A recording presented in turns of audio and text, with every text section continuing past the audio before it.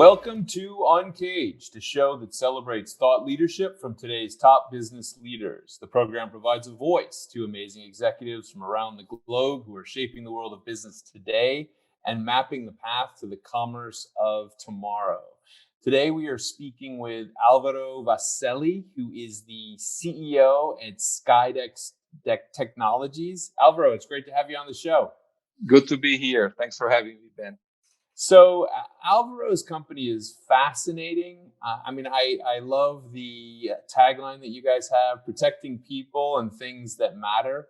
SKYDEX is a global leader in advanced impact mitigation and energy absorption solutions. What that means to the layman out there or to most people is that they do things like armored vehicles, bomb suits, helmets, body protection, running shoes, wall padding, all those things that kind of keep us humans ticking, basically. Yeah.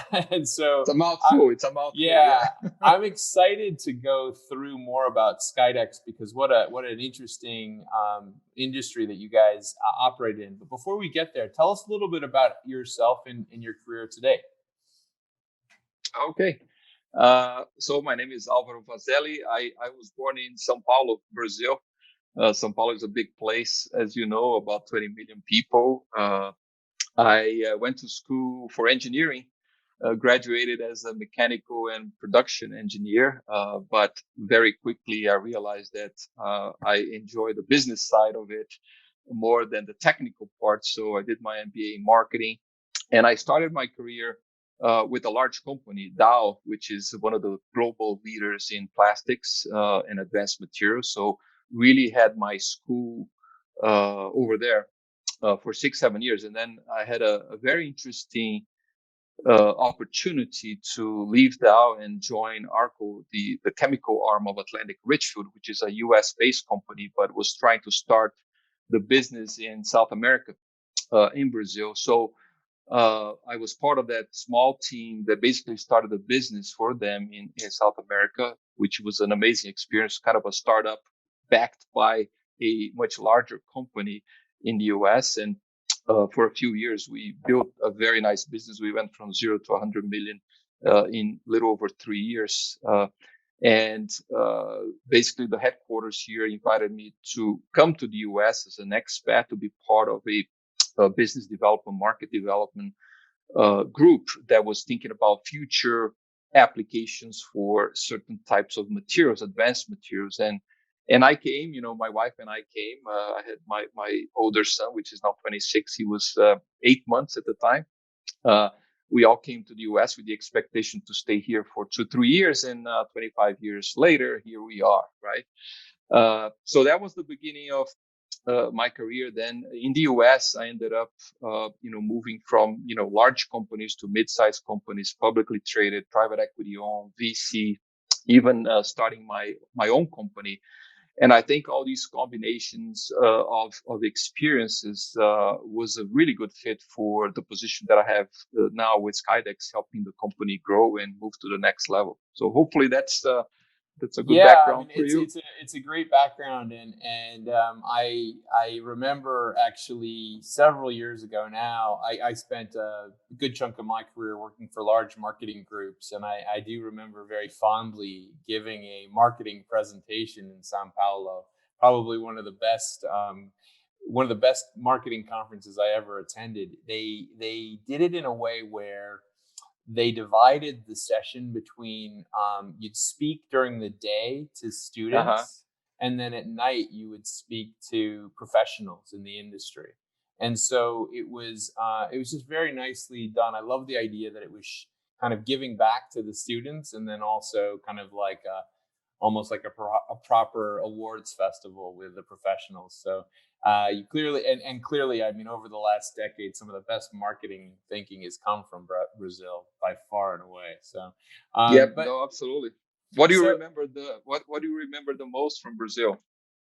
I have a funny story, but I think I'll keep that for another day, Alvaro. You and I can chat about that. But I do remember one of the things, and it is related to your business a little bit, I suppose. But which is that my host said basically when we were getting into his car, he said, "Listen, give me your suitcase, or give me your my briefcase or my bag at the time." And I said, "Oh, no. Being an American, I thought I was kind of being polite, kind of declining and saying, 'Oh, no, I'll just hold this on my lap.'"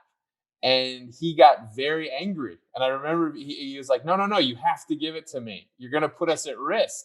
And I was like, what do you, and the idea that obviously that, there were parts of Sao Paulo that if they saw a bag from the window, that maybe they would, smash your window. I just, it was kind of one of those cultural language moments that I do remember very, very distinctly. But I remember the food being spectacular. The people were so smart and so creative. I mean, I think the level of creativity was just unbelievably impressive. I always ask that question when somebody went to Brazil, even for a short period of time. What do you remember the most? And 90% of the time they say the food and the people. So you're right on. Yeah. I mean, those were the positive things. And I mean, I just, that cultural thing was kind of one of those moments. The kind of glamorous thing was that flying down, just based on total serendipity, I sat next to Naomi Campbell, the professional fashion model. So it's probably one of those brushes where you talk to somebody famous. So that was kind of an interesting moment for me. But listen, I mean, so you've done a lot of businesses and you've kind of moved forward, and now you're at SKYDEX, and you guys are really obviously pushing and taking this thing forward. Tell me a little bit more about where you guys are as a business and how you're taking it to the next level. Sure, we're setting the foundation then for growth. I mean, the company has been through ups and downs over the years. Initially, very, very much focused on the defense part of the business, particularly in one application for armored vehicles, where the material, and I'll talk about the material later, but the material basically goes in the floor of vehicles to protect the troops from IEDs that are, exploding under the vehicle. So that material basically is between a troop, the soldier getting killed or badly injured. So and the material really improves the chances of people getting out of that situation very, very well. But it was extremely focused on that. And then obviously when conflict subsided in Iraq and Afghanistan, the demand really dropped. So the company started developing a lot of different applications, a lot of focus on engineering and technology, not so much in commercializing those technologies. So what I'm doing now and have been doing for the last couple of years is really to set the foundation for growth with a strategy that is focused on diversifying the product portfolio into different sectors, leveraging all the learnings from the initial sectors where we were very successful into different sectors, expanding internationally, very important for us. There is a high level of recognition of our brand and our technologies, but we're not really maximizing that in international markets. And thirdly, increasing the output from the company, from the manufacturing of internal manufacturing. A lot of what we've done in the early years was contract manufacturing, and we own the technology. We own basically the brains of the technologies here, but we weren't manufacturing internally. And we started doing that a few years ago, and we are now continuing to grow. And this year, actually, the majority of our production will be made internally. So that's really where we are. Obviously, putting the right team together in the right roles with the right level of responsibility. So I'm very, very focused on the team. That's something that we put a lot of attention over the last several months. So Alvaro, tell us a little bit about the technology, the specific technology. Yeah. So if you think about, we are between life and death. we are a group of technologies that is basically manipulating a certain type of advanced material with geometries that are specifically designed to mitigate impact, all kinds of impact. So if you think about like a bomb going under going out under a vehicle, or an individual that is wearing a bomb suit that wants to disarm a bomb, or somebody that is running with running shoes that takes thousands of impacts. So anything that you believe requires impact mitigation, whether it's a very hard impact like the impact of a bullet or a bomb, or repetitive impacts like if you're running or if you are skiing and if you hit your head somewhere. So anything that requires protection to your body, the technology plays a key role on that. And the secret sauce really is the ability for us to understand that particular situation, the impact situation, translate that into a technology that is really a combination of the material and the geometry, and it's very, very customized to every situation. That's really interesting. I mean, I remember a couple of years ago that there was obviously a lot of focus on concussions in the NFL, and certainly that's an impact industry. So maybe that's an opportunity for you guys in the future to enter. So tell me, in all of those sectors that you're pushing into, what are the ones that are really embracing this? Embracing and moving forward fast? Well, certainly, certainly on the defense part of the business, there is recognition about the value of the technology, and it's just exposing that to more people. The presence that we have in armored vehicles and in boats for the Marine and the Navy, all of that, that is well known. All we need is to expand to different geographies. One area that, even though we've been very successful in the past, is the helmet area for defense as well, ballistic helmets. And that's an area that hasn't really evolved a lot over the last few decades, but now there's some new technology, and we're partnering with different people that can build the helmets in a different way, because the way helmets used to be 30 years ago, 40 years ago is much different than what they need to be today, with all the gear that goes into somebody's head. So that's an area that we started working a couple of years ago. It's getting a lot of traction. It's getting a lot of attention. We're building partnerships with complementary technology so that we can maximize the value of our technology. And we have, great channels to market for that. So that's an area that is going really well. I think sports is beginning to get a lot of attention. Shoe soles, insoles, specific materials that will protect your body from impact, repetitive impact, is getting a lot of attention. And there are some other markets too that are beginning to look for unique ways to differentiate their product line, like mattresses, for instance, which is an area that I have some background in my prior companies. It's getting a lot of attention because it's a material that gives a lot of different benefits to the user. So we're excited about all these, but ultimately expanding to sectors and international is I can see how it's relevant. It's one of those ones that if we sat here, we there's a relevance in almost every industry that you can think of clearly. But it sounds to me also that the business has been working and expanding in a lot of areas. One is obviously the manufacture of things, and that leads into kind of a great question on how you guys have rethought the business during the last 12 to 18 months as we've been going through this moment, this pandemic. Yeah, I think the big challenge for us during the pandemic was the international expansion. As you know, different countries got hit pretty hard and still are facing a lot of challenges. And as I mentioned in the beginning of our conversation, Ben, part of our strategy is to grow internationally. So doing that during the pandemic has been a challenge. The inability to meet face to face has been a big challenge. So from the strategy standpoint, we haven't really changed the strategy, but I think we became a lot more nimble in the way we communicate with different customers or prospects. And our team really had to come together and change the way we do things. So we had to work partially remotely. We went remotely in the beginning. We went hybrid. So the way to run projects and the way we interact with each other changed quite a bit. So I would say not a lot of change from the strategy, external strategy, but internally we became a lot more flexible, a lot more open to different ideas, and really let the team work their best, whatever they felt comfortable with. In some cases, people would work from home. In some cases, they would come here to the lab and work from here.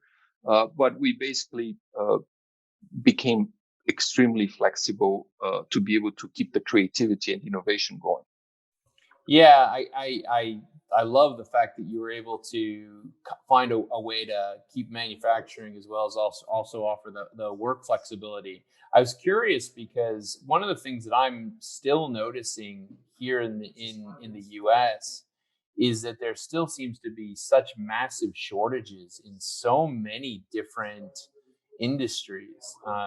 You know, I tried to purchase a couch the other day, and they said that the first time I could get a couch was sometime in November, and I it just hit me that there must be massive supply chain challenges that companies must have been having to think about. How did that impact you guys? It did, particularly this year in January, with the Texas freeze. A lot of things that are ultimately in the plastics type of business, a lot of different raw materials got, in shortage and allocation. So we have been impacted that way, which ultimately impacts our ability to turn around quickly and supply our customers.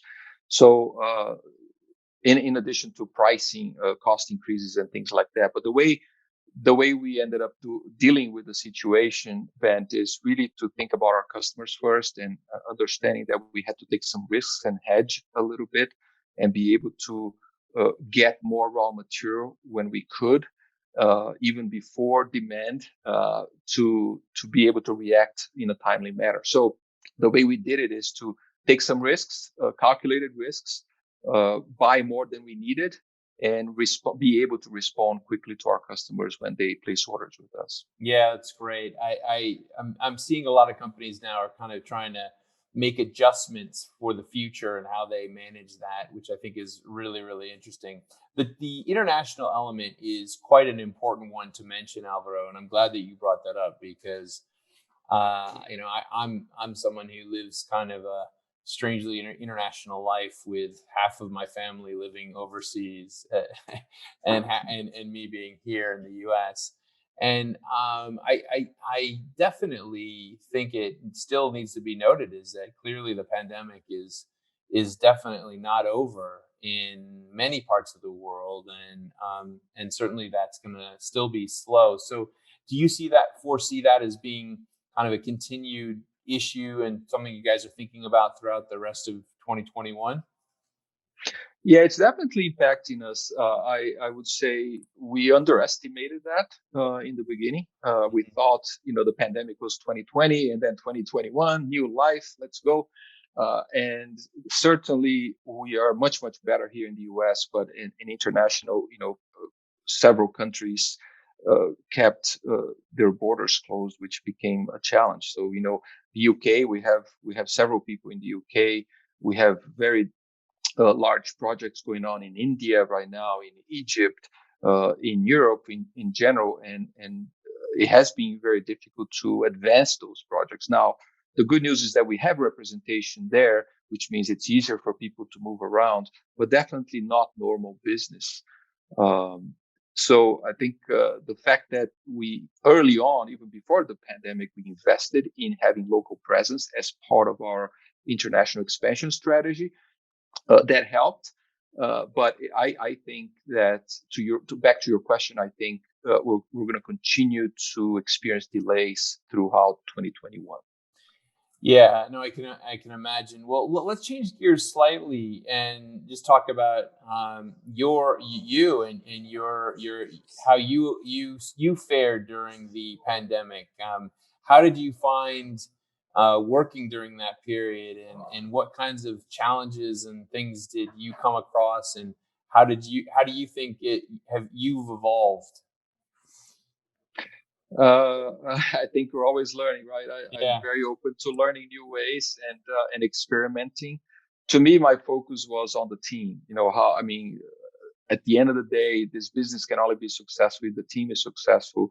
I've always been a supporter of finding the right combination of the right people for the right roles with the right motivations, including their personal motivations.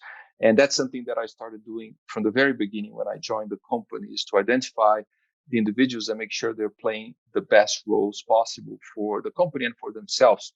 So I think during the pandemic, it was trying to adjust to that because everyone faces their own individual challenges with their families and with their parts of their responsibilities with the business. So for me, it was the intentionality of being very aware and sensitive to their needs and being very flexible and be able to basically flex my execution plan to adapt to the new way of facing the pandemic. So it was more like flexing my own management style and putting the focus on the people that are doing the work, they're doing the magic, so that they're performing at their best. And that's where I focused on, and I think it worked really well for us. So really kind of highlighting the talent and how you manage this new kind of approach, I would say, with talent, as you have to be aware of how they're living and the challenges that they're facing, which is excellent. So I mean, as we, in the U.S., I think we're at a moment where there's a little bit of excitement that we're kind of perhaps coming out of this pandemic, and um, I still don't know when to wear a mask or when not to wear a mask anymore. Half the time I go into places and there are no masks, and other times everyone's still wearing a mask. So it is what it is. But tell me a little bit about how SKYDEX is thinking about the next year, 18 months. We're really excited because, since we started, like I said, despite all the challenges, we have been building the team, we have been building our pipeline of opportunities in a very disciplined way. I brought new leadership to the company on the sales side and a very good methodology about building the pipeline of opportunities. And our sales cycle is pretty long. They're 12, 18 months, sometimes even longer than that.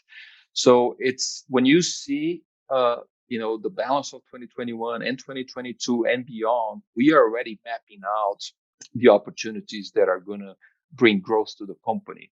And we have our methodology to gauge the probability of success for those opportunities. So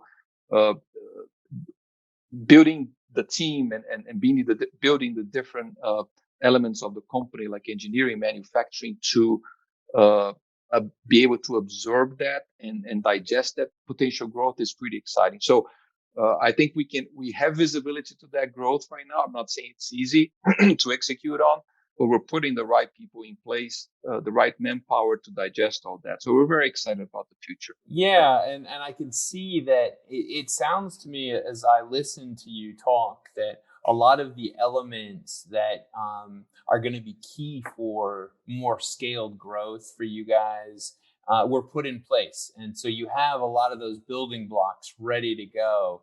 And that's exciting.